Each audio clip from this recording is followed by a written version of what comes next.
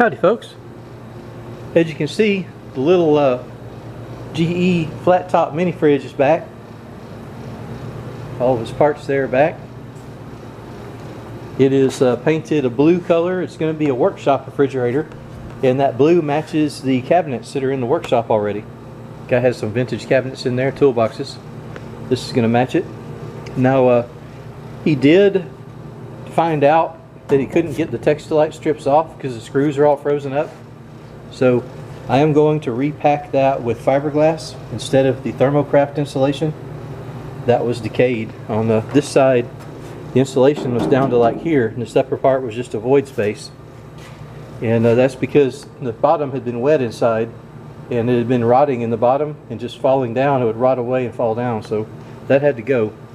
And this is going to get restuffed with fiberglass. Got another thermostat here. Correct GE thermostat. Sensing line meets where it's supposed to.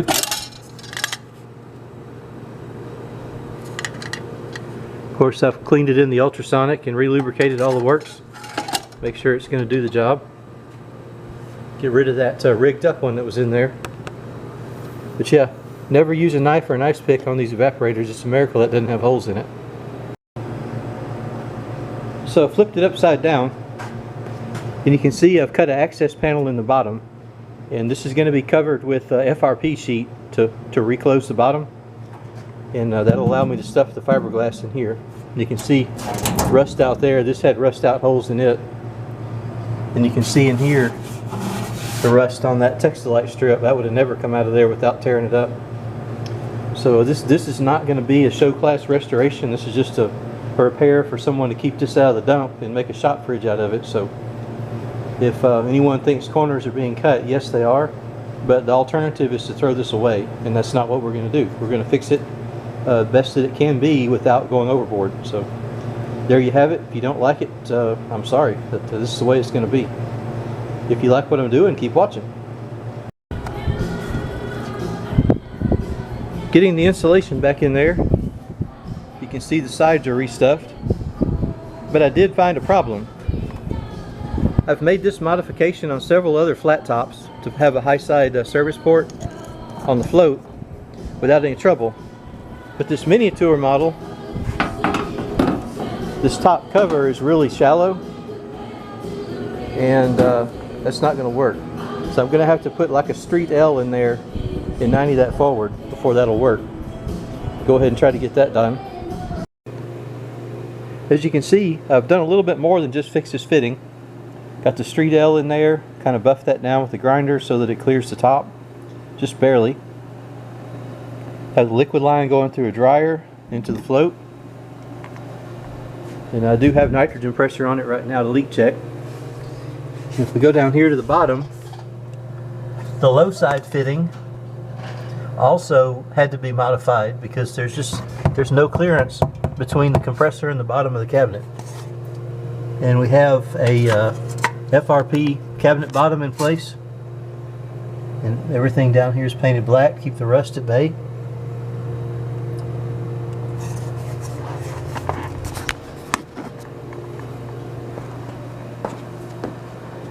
Got the condenser all attached and mounted. Return line soldered. So put some soapy water on these solder joints to make sure I don't have any pinholes.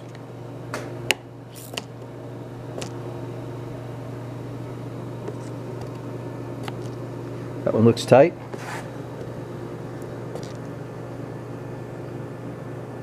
Don't see anything happening there.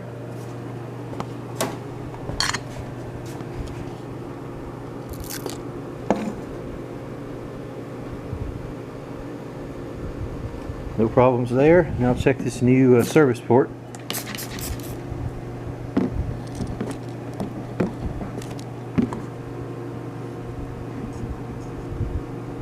Don't believe I see any bubbles. So maybe put the vacuum pump on it. Get ready to charge it up. See if we'll get frost out of it. Still going back together with it. Got the door installed. Put a new gasket there. Put the control in place. You can see up in there all the wiring's tucked back, everything's like it should be. Sensing line is attached, and the vacuum pump has been running for about 4 hours. So it's time to isolate this vacuum pump, shut it off, and then put some refrigerant in there. We'll see if this thing's going to work. Now this is a high side float metering system, which means that when the system's empty, the high and the low side are completely blocked off from one another, and you have to evacuate it from the high and low side. So high side hose is hooked up here to the float. The low side hose goes down to the compressor dome on the low side. Now before I actually run it, I want to put refrigerant vapor in here and get it out of a vacuum, because these are extremely sensitive to non-condensable gas. So I've got a can of, I'm putting R152A in it. It was sulfur dioxide, but I'm going with R152A as a replacement for that. And I'm going to purge the hose out, and then open the gauges and let the can equalize with the system. And once it's positive pressure on, well, the memory card on the camera filled up, but you saw that I got a little bit of positive pressure in the system. And I'm going to close off these valves, and I'm going to take the high side hose off back here, off the float chamber. Cap that one off. Going to charge it through the low side using the compressor suction, and try to start it up. That first can is empty, so I'm going to put a new can of refrigerant on the tap and hook up some power. Fresh can is hooked up. Let that one go in until it equalizes, and then start up the compressor.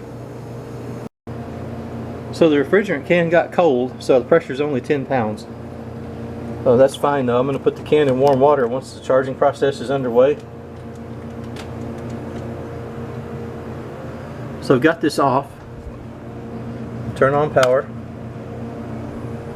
Now we're going to see what happens here. Try to hear the compressor start.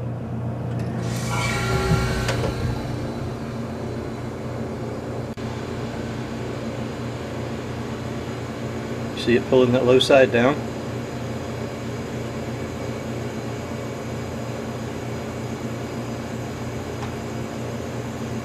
Just like it should. When the high side float opens, we should hear circulation happening here.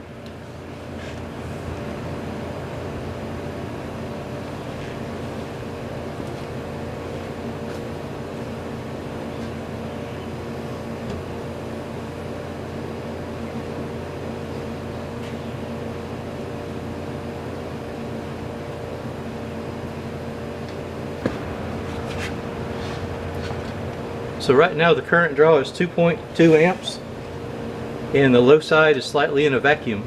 So I'm about to put the can of refrigerant into some warm water to give it some more vapor. Now today is actually the 4th of July, U.S. Independence Day, and it's living up to its reputation for hot weather. It's literally 100 degrees in here today. So this is going to be a real test on this fridge to charge it up and have it cool down and work properly in 100-degree weather.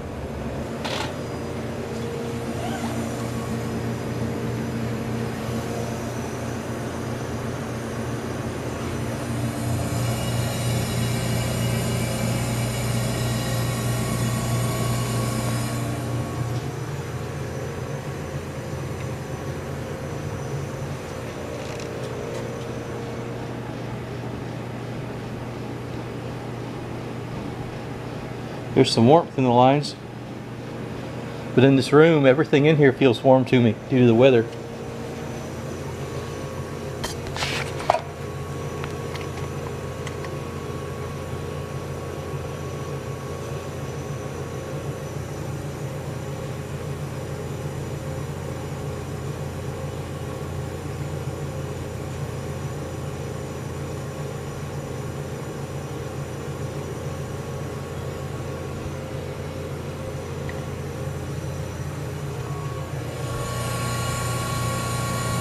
Compressor sounds nice.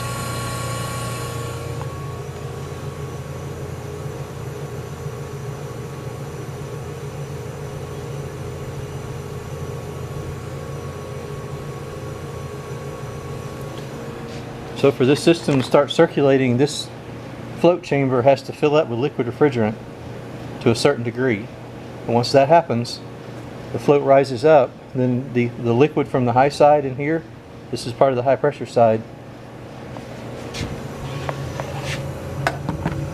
right back here, inside this part I'm touching, there's a needle valve, like a needle and seat, like a carburetor float. And the refrigerant floats inside this, behind this black cover. When that rises up and opens this needle, then liquid from the high side in here will transfer to the low side through this tube here and start to cool the evaporator.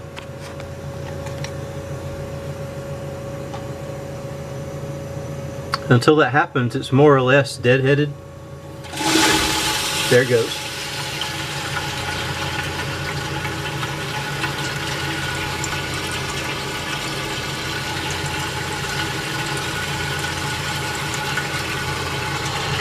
Now this line is cold.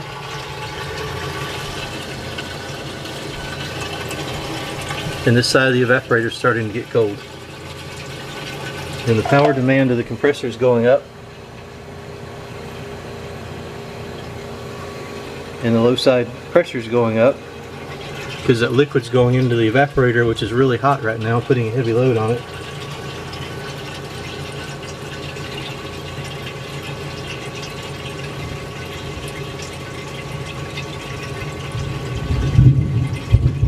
Fixing to have a little summer rainstorm out there right here.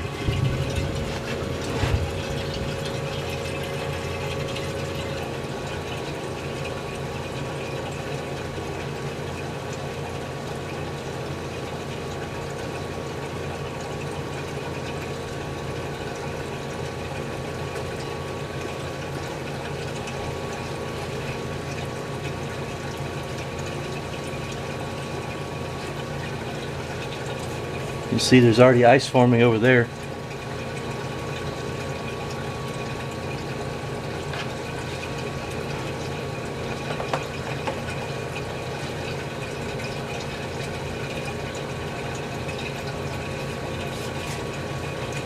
And again, it's literally 100 degrees in here.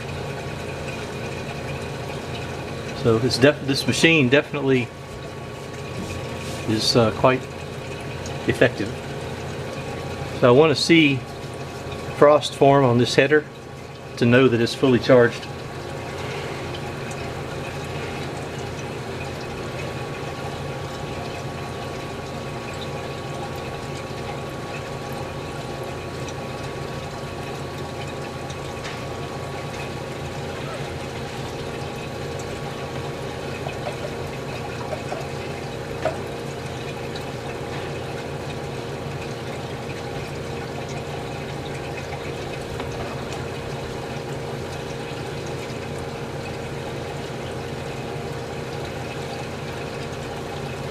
.8 amps, 255 watts,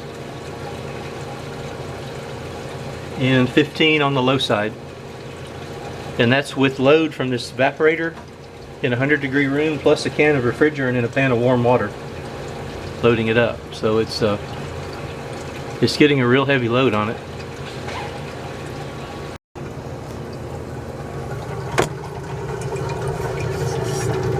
You see that's frozen.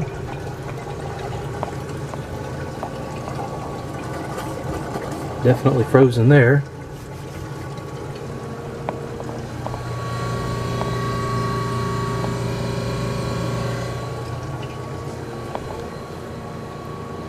That is the current and the power.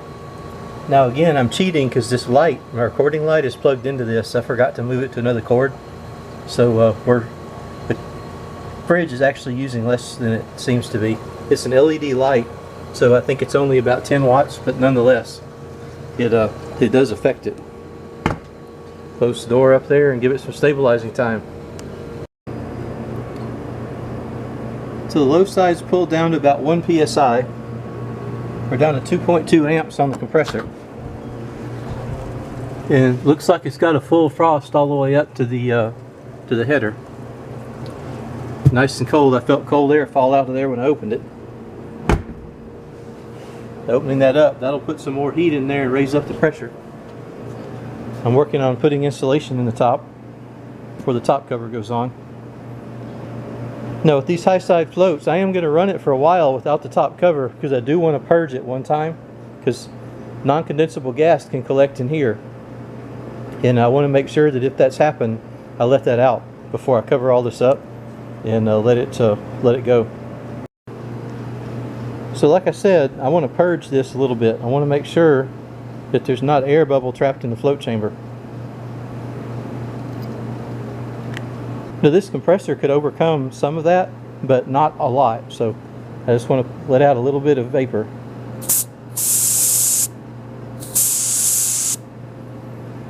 Now that float chamber is the highest point in the system, and that is where air would collect if there were any, or nitrogen or any other non-condensable gas. And that'll make it much easier for the circulation to start up when the machine has been stopped and restarted. Down to 158 watts. And again, that's in this room that's 100 degrees.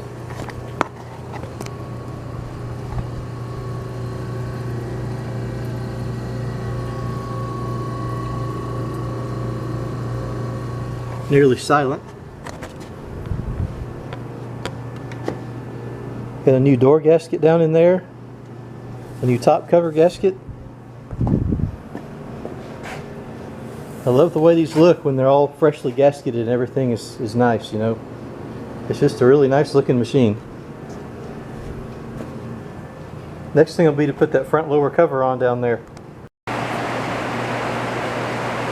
Got a little rain going in the background. GE logo's back in place. Lower cover, like I put on earlier, it's cycled off. I think this one's going to work pretty well. I found a couple of shelves to put in there. They're not original, but they do fit. And I'll put that pointer back in to cover up that electrically charged screw once I get the thermostat dialed in. I'm going to conclude this video and say that the little mini flat top is ready to go home. I like the blue color, and I'm sure that's going to match the toolboxes and cabinets in his workshop quite nicely. Thanks for watching.